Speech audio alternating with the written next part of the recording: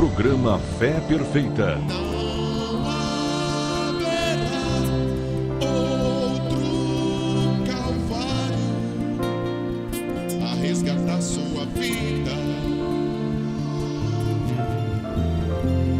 Não haverá outra mensagem, não haverá outra Bíblia.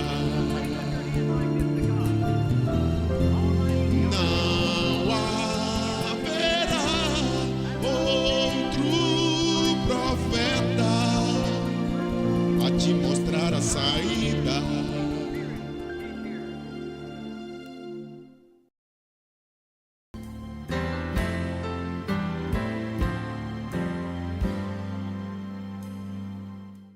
Deus, em sua infinita graça, me deu esta oportunidade, mais esta vez, de poder voltar e apresentar o programa Fé Perfeita, que está nesta apresentação revivendo com você temas de mensagens que foram pregadas pelo profeta de Deus enviado para esta geração, que cumpriu a profecia de Malaquias, capítulo 4, versos 5 e 6. Elias viria antes do dia grande e terrível do Senhor. O nosso tema de hoje é a crueldade do pecado. Meu amigo, vamos tomar as Escrituras no capítulo 53 do profeta Isaías, o verso 6. Todos nós andávamos desgarrados como ovelhas, cada um se desviava pelo seu caminho, mas o Senhor fez recair sobre ele a iniquidade de todos nós. Vamos pelo princípio. Quando falamos de princípio, falamos de tempo. Nós precisamos retomar ao primeiro capítulo da Bíblia Sagrada para lembrar que a Bíblia inicia-se com esta palavra: no princípio. Criou Deus os céus e a terra. A terra era sem forma e vazia. Eu quero voltar com você no princípio. Porque quando eu falo do princípio, falo de uma coisa que pertence ao mundo em que nós vivemos. Porque estou falando de tempo. Nós vivemos aqui em 3 dimensões: luz, matéria e tempo. E quando falo do tempo, estou falando então do parêntese que Deus abriu e cortou, porque a eternidade, amigo telespectador, é como um círculo. Eu quero tentar fazer isto claro e simples para todos, tanto para o leigo como para o doutor, entender. A eternidade não tem princípio, não tem fim.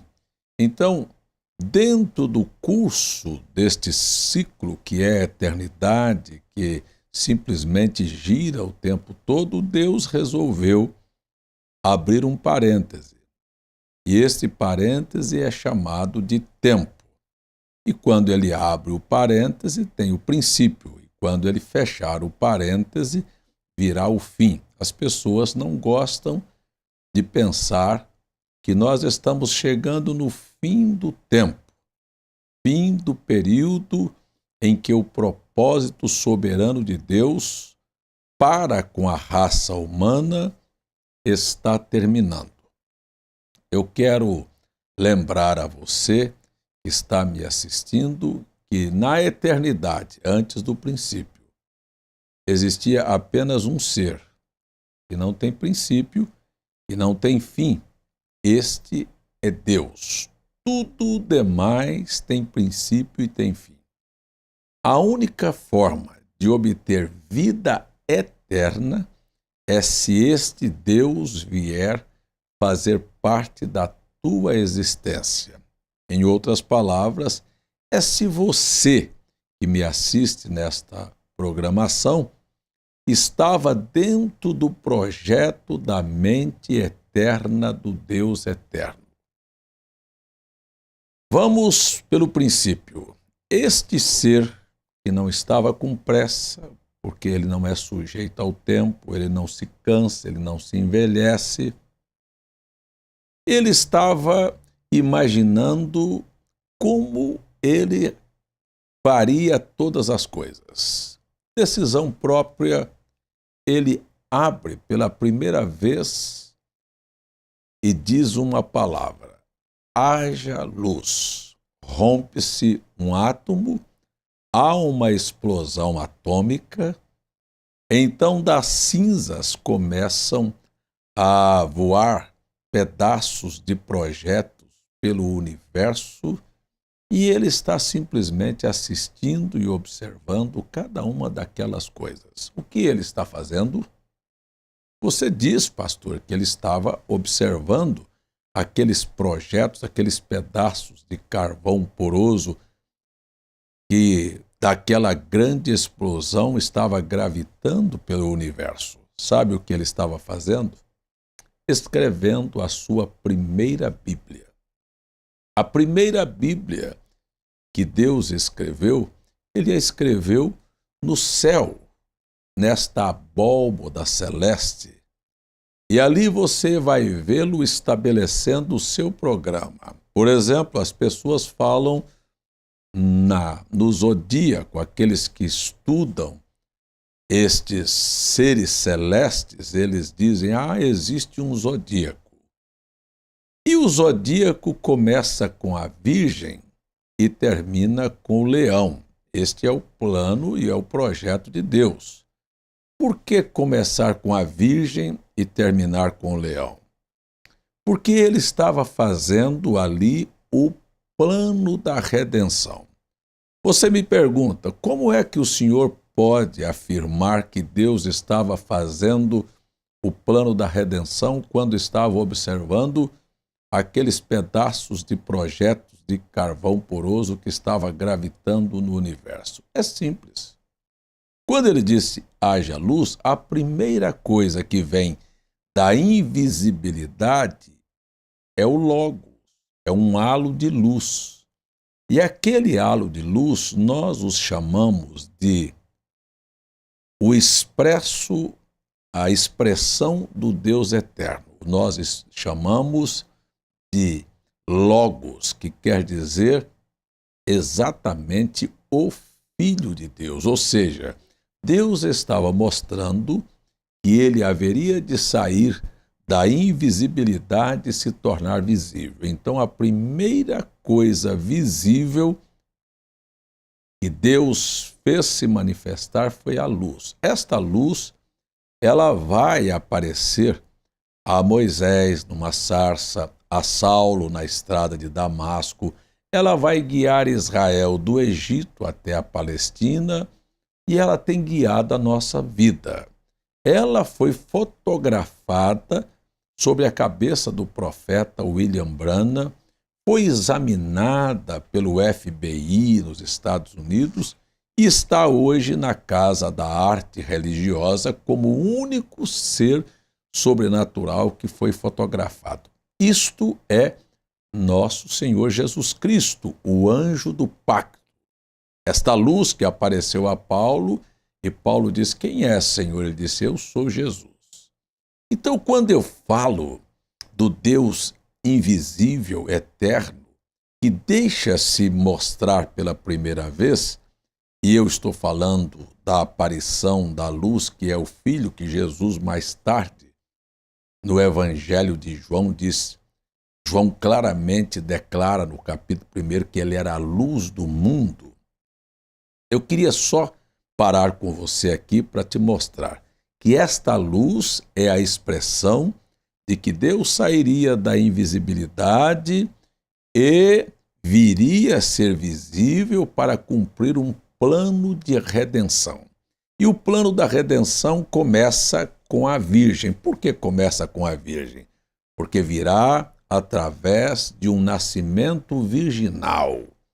Está ali a razão porque aquele zodíaco aponta para Cristo. Cristo nasceu através de um nascimento virginal. Sua segunda vinda é secreta, mas chegará o dia que ele virá como grande leão, o Rei dos reis e o Senhor dos senhores, aquele que haverá de governar a terra. Então, estou falando do princípio e estou falando do fim. Agora, como é que estas coisas vão acontecer? Foi assim. Então apareceu aquele halo de luz. E aí você, no capítulo 1 do livro de Gênesis, o vê fazendo com que aqueles pedaços de carvão poroso que estavam gravitando no universo. Se você já viajou de avião, você está aí a 5.000 metros de altura, aquilo já está congelando, já está abaixo de zero. Quando você viaja a 10.000 metros de altura, você está a 50 graus negativos. Então ele pega aquele carvão poroso, congelado, e se aproxima deste halo de luz. Começa a se derreter aquela geleira pelo calor da luz, e o que vai acontecer? Vai acontecer quando você pega o gelo e ele se derrete, ele vira água. Então a Bíblia disse que o Espírito do Senhor pairava sobre a face das águas. Este é o capítulo 1. Então ele faz brotar as plantas.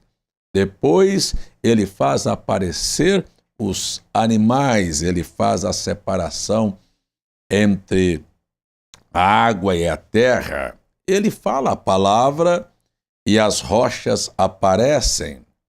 E a água então procura seu lugar e nós temos o planeta que nós vivemos. Ele decide fazer o homem à sua imagem e semelhança. Quando eu falo de fazer o homem à imagem e semelhança, eu não estou falando da aparência física do homem, porque Deus não tem a aparência física de um homem. Quero lembrar a você que Deus é espírito. E espírito não tem carne, não tem ossos, ele é infinito. E quando ele cria o homem à sua imagem, ele faz o homem na forma de um espírito. Eu não sou esta pessoa que você está vendo. Esta é a casa onde eu habito, onde o meu espírito habita. Você não é esta carne, esta carne é a sua casa. Você mora neste corpo. Você sabe que um dia este corpo, esta casa, vai ficar velha e vai para o cemitério. Mas você continuará vivendo e terá que prestar conta dos atos que você praticou quando estava habitando nesta casa. Mas vamos seguir adiante. Então, Deus faz um ser espírito. Depois ele cria. Ele forma do pó da terra a forma física de um homem que tem muitos traços de animal. Preste atenção, eu quero falar para você que aí está onde a ciência se enganou, quando ela quer falar sobre o projeto, a teoria da evolução. E disse que então um homem, uma ameba se tornou uma galinha, um jacaré, e depois um próprio homem, o que veio se evoluindo de um macaco até chegar a um ser humano. Esta teoria é tão fajuta e tão furada porque você nunca viu mais uma ameba virar galinha ou jacaré ou um macaco virar homem. Isto não existe. Estou falando aqui de um homem, de um ser que foi colocado na terra para viver aqui dentro deste corpo, que é um espírito inferior ao espírito eterno do Deus eterno. E depois você tem os animais, e os animais, eles não possuem alma, mas eles têm um espírito. Eu quero só lembrar a você que o homem é um ser trino, ele é corpo, alma e espírito. corpo, esta sua casca, o seu espírito, a parte psíquica, e a sua alma, a natureza do seu espírito. Você pode entender isto com facilidade. Quem comanda o ser humano é sua alma, e dependendo da natureza da sua alma, seu espírito fará este corpo reagir. Por exemplo, você quer ver uma coisa? É assim, você pega um pé de limão e planta na terra, e planta aqui um pé de cana. O limão vai ser azedo, a cana vai ser doce. Você tem sobre a terra um porco que gosta de lama, e você tem, por exemplo, uma ovelha que é avessa à lama. Por que o porco gosta de lama e a ovelha não? Porque o limão é azedo e a cana é doce?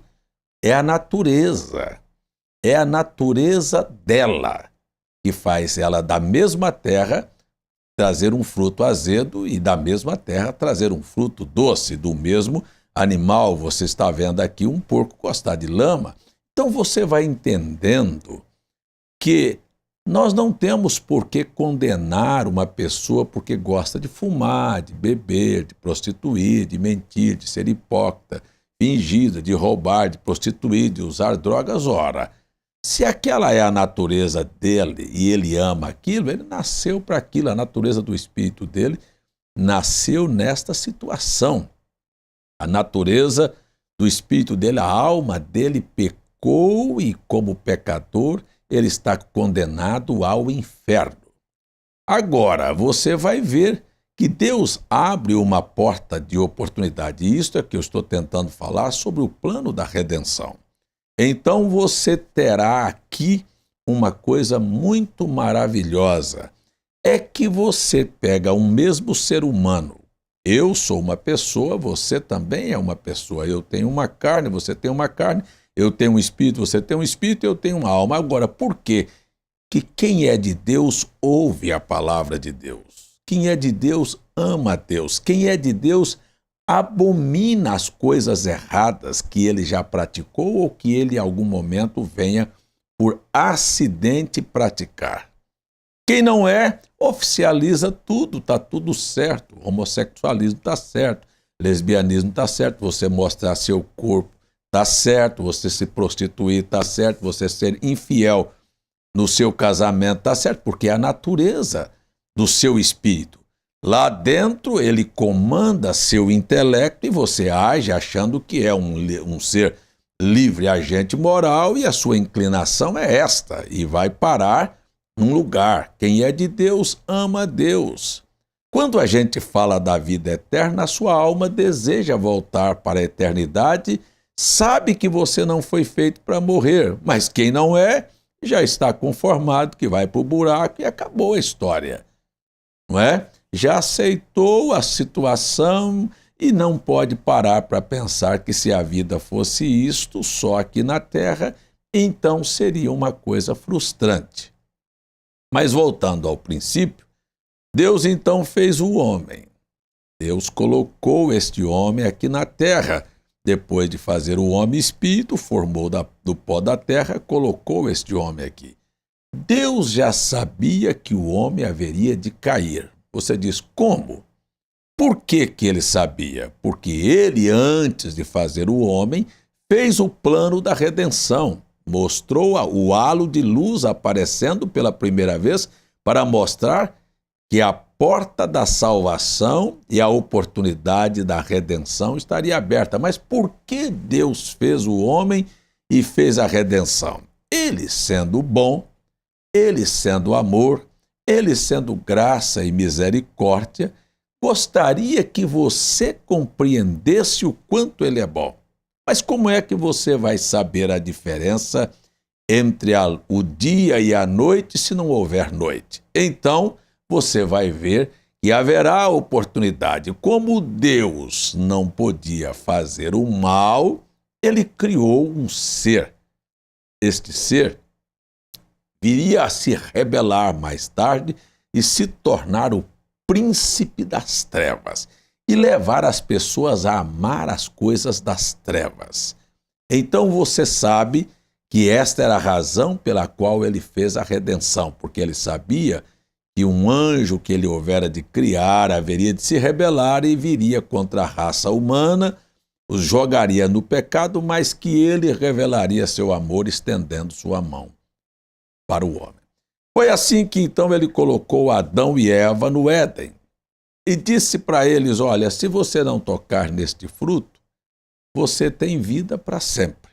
Se você tocar, você vai morrer. Deus guarda a sua palavra. Quando o homem pecou, não é? Eu digo homem porque você sabe, dentro de uma ordem. Eu poderia dizer a você que o plano da redenção é tão bonito que, se você parar para observar os mínimos detalhes da Bíblia, quando Deus fez o homem um ser espírito, o profeta Malaquias, no capítulo 2, verso 15, disse: fez o homem um espírito lhe sobejando o espírito, ou quer dizer, fez o homem com mais espírito, sobejando o espírito, porque ele havia criado naquele próprio espírito o que Deus é. Se era semelhante a Deus, e Deus tem uma parte masculina e outra parte feminina. Eu disse: como é isso, pastor?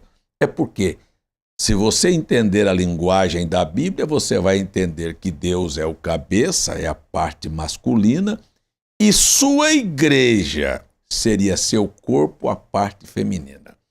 Da mesma maneira é com um homem e uma mulher. Quando Deus fez Adão, ele fez sobejando o espírito. Ele fez Adão e tinha criado em si a mulher, a Eva. Adão deveria governar como todo homem deve governar sua família e ser a cabeça. Infelizmente, você está vendo que diabo é opositor a Deus e faz oposição cruzando o espírito dos homens. E eles querem ser femininos e as mulheres querem ser masculinas. Isto foi e é um trabalho de Satanás, fazer com que a mulher corte seu cabelo, monte numa moto, vá para o bar, beber, brigar e fazer. Cadê a parte feminina da mulher? Sumiu. Só temos hoje mulher macho. O feminismo, o movimento feminista transformou as mulheres em macho. Elas vestem calça comprida como a calça do homem e os homens usando as cuequinhas, as calcinhas íntimas das mulheres. Elas cortam o cabelo e os homens deixam o cabelo crescer. Elas estão reagindo e os homens virando frango de granja. Você pode ver isto claramente. Então, eu quero aqui dizer para você que o pecado arrastou o ser humano a esta situação. E gostaria de lembrar a você que quando o homem cai, veja, não é Adão que caiu. A Bíblia mostrou que foi a Eva que foi enganada. O Adão amava a Eva e queria, então, amava tanto que se predispôs a dar sua vida por ela. Por que isto? Isto não é outra coisa senão a beleza da história da redenção. Deus nunca caiu. Jesus Cristo não veio ao mundo enganado pensando que ia ser bem recebido ou alguma coisa assim. Mas todos nós, homens, estávamos caídos e Deus nos ama. E ele, o segundo ou último Adão, na linguagem de Paulo na carta aos Coríntios, veio aqui para morrer por nós do jeito que Adão morreu por Eva. Ele se fez pecado para que, através da sua graça, pudéssemos alcançar a misericórdia e a oportunidade da vida eterna. Você se lembra que Deus fez o Adão, colocou ele em carne humana, depois ele colocou o Adão para dormir, porque ele não queria que o homem vivesse só, e tirou a parte feminina de Adão? Você sabe que Cristo é o segundo Adão. Deus também fez a Cristo e o fez dormir no Calvário. E do Calvário ele tirou do lado de Cristo a sua noiva, a sua igreja. Por ela ele morreu. E agora cria-se o grande mistério que Paulo disse, o mistério de um homem e uma mulher se tornaram uma só carne, o mistério de Cristo e sua igreja, ele vivendo nela e ela vivendo nele. Ela, redimida por ele, se tornou carne de sua carne e osso de seus ossos. Isto é, o que deveria ser o papel da igreja aqui na terra. Todavia, nós sabemos que isto, quando você olha o outro lado e a igreja não age assim, é uma perversão. Eu gostaria que o tempo me fosse oportuno para continuar falando da crueldade do pecado, de como o homem entra no pecado e como Deus ama o homem e vem dar sua mão ao homem. Como o homem caiu, deixa eu terminar esse programa com isto aqui. Deus não mandou um querubim vir atrás do homem caído, ele veio procurar Adão. Quando ele encontrou Adão, o Adão tinha uma folha de figo tampando o seu sexo, ele e a Eva. Veja, isto chama-se religião. Para terminar o programa e dizer, religião não vale nada. A palavra religião quer dizer cobertura. E a cobertura que o homem faz, ou seja, a religião do homem, a igreja do homem, a ideologia do homem, a teologia do homem, isto não vale nada, meu amigo. Deus reprovou isto, matou um animal, dizendo, só existe uma coisa que faz cobertura. A sua igreja não vale nada, a minha não vale nada. Mas o Cordeiro que morreu para cobrir a humanidade, este é o projeto de Deus. Nós precisamos de Cristo e precisamos abominar a religião. Termino o programa dizendo, você viu que o homem, quando caiu, fez um avental, não foi para cobrir a boca? Ora, se o pecado foi comer uma fruta, por que ele botou no sexo? Devia ter botado a folha na boca.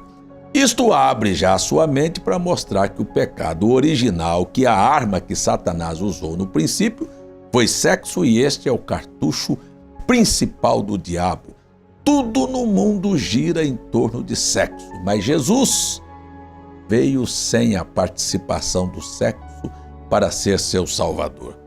Se Deus me permitir, eu volto para ampliar este pensamento no próximo programa. Vamos juntos orarmos nesta hora? Pai, eu oro e peço que o Senhor abençoe a vida, o lar, a família de cada uma destas pessoas que me assistiram e dê a elas o entendimento de como o Senhor é bom. Ajude o enfermo, ajude o necessitado, e salva o pecador. Salva o pecador. Em nome de Jesus Cristo. Amém.